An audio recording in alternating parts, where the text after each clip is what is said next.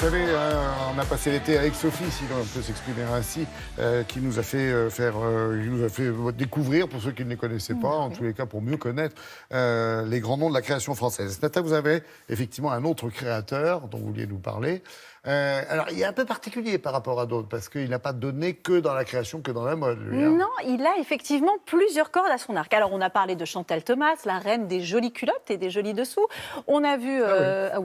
quand on pense à Chantal, on pense tout de suite au dessous. Jean-Charles de Castelbajac, on pense aux couleurs. Je pense à ses financements d'expédition, de bateaux, etc. Oui, vous n'avez pas les mêmes références. Nous, on aurait plutôt tendance à penser dessous dans ces cas-là. Castelbajac, donc la couleur, évidemment. Ouais. Donc ça nous concerne beaucoup aussi avec Charlotte. Limousin. Voilà, exactement, pas loin.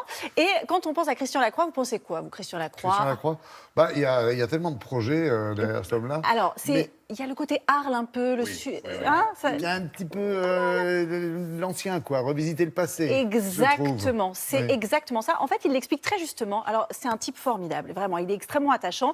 Et il le dit, moi, pendant longtemps, je n'avais pas trop l'époque dans laquelle je vivais, donc je me plongeais dans le passé pour mieux comprendre. Et puis, ça permet aussi de comprendre dans quelle époque on vit. Donc, il s'intéressait énormément au passé. Il a fait beaucoup de costumes pour le théâtre. Et alors, il avait un jeu quand il était môme.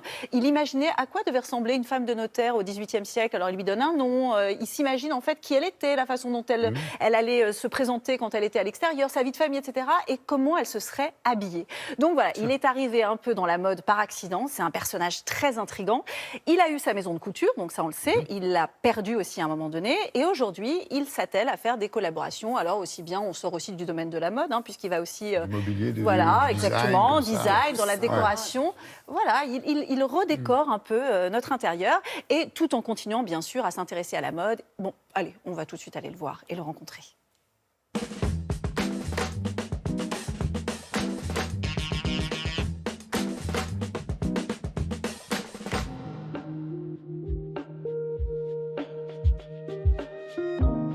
La mode m'a toujours intéressé, mais du plus loin que je me souvienne, enfant, c'était le théâtre. Parce que j'aimais peut-être pas la vie telle qu'elle est, j'aimais peut-être pas le monde tel qu'il était, j'avais besoin de me le raconter et inventer des histoires. Il y a une seule chose dont je suis un peu fier, parce que j'ai l'impression que ça plaît aux gens, c'est mon écriture. J'ai toujours eu un plaisir à écrire, mais j'avais une vraie sensualité à faire les pleins, les déliés. Et quand on me donnait, puisqu'à l'époque, les punitions, c'était souvent 100 lignes, 50 lignes, 200 lignes, j'étais le plus heureux des mecs. J'ai mis longtemps à être de mon époque. J'ai mis très longtemps à être ici et maintenant, mais jusqu'à l'an 2000, je pense que c'est le millénaire qui m'a appris à être là. Sinon, mon travail était uniquement abreuvé, nourri des éléments du passé. Sans phrase ronflante, je crois que c'est Goethe qui a dit que le présent et l'avenir n'étaient que des éléments du passé revisités. Bon, je suis entièrement d'accord avec ça. Mais c'est vrai que ces arabesques, les ananas, ça me vient de ces tissus provençaux que j'ai transportés dans la haute couture après. Ouais.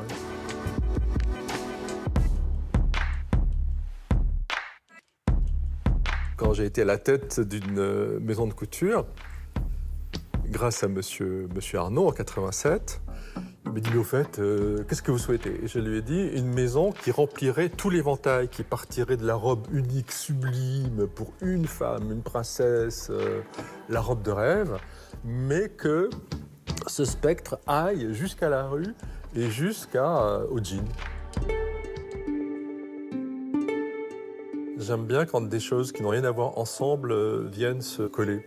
Et il y avait un philosophe qui s'appelait M. Dagonnier, et il m'avait dit... votre cohérence vient de votre incohérence. Alors tout fier, j'étais allé dire ça à Bernard Arnault, qui n'avait pas trouvé ça très... C'était pas son genre de formé.